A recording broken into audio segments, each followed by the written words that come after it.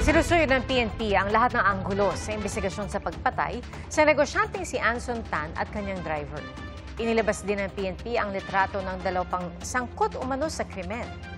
Saksi, si June Veneracion. Lumalim ang misteryo sa pagdukot at pagpatay sa negosyanteng si Anson Ke o kilala ring Anson Tan ng isang kota kanyang anak sa extrajudicial statement ng main suspect na si David Tan Liao. Nasa police custody na si Liao.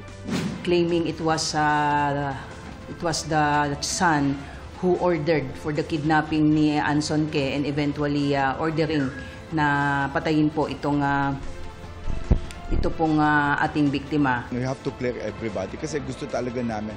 Gusto already the mastermind at kaano namin, sino po yung makasama ni nung suspect namin. Maingat po, lahat po inimbestigahan, tinitigil, prove po natin. Lahat ng statement yan, you have to prove it kung tama o mali. Kaya isinama na ng PNP ang anak ng negosyante na si Alvin sa mga respondent para sumailalim sa preliminary investigation ng Department of Justice.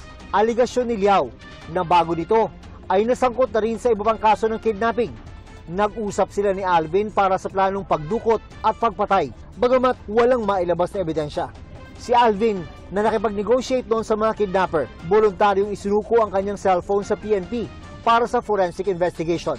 We cannot discount the possibility that the David Tan Liao is misleading the investigation to cover up for someone. And there is also a possibility that David Tan Liao is the mastermind himself.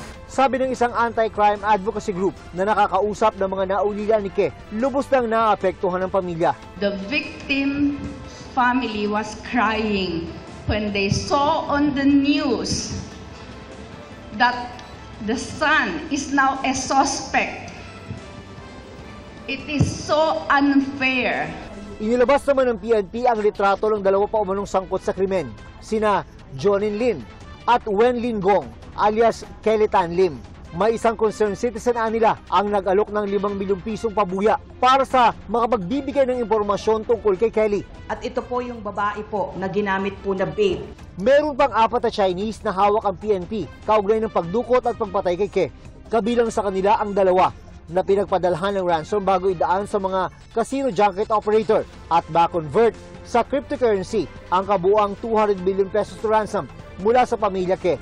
Ang legal counsel ng 2 itinangging ipinalit nila ang pera sa crypto. We will gladly cooperate with the law enforcement agencies just to make sure na maintindihan nila that the 2 clients that we are representing are in no way, shape, or form part of that conspiracy which led to the abduction and the kidnapping and the eventual killing ni Mr. Anson Tan or Anson Ke. They are just there for people that want to have USD to or peso to USD or peso to yuan to RMB or peso or dollars to RMB, palitan lang. At hindi sila yung naging recipient nung ransom man in any way. Para sa GMA Integrated News, ako si June Veneracion, ang inyong saksi. Mga kapuso, maging una sa saksi. Mag-subscribe sa GMA Integrated News sa YouTube para sa iba't ibang balita.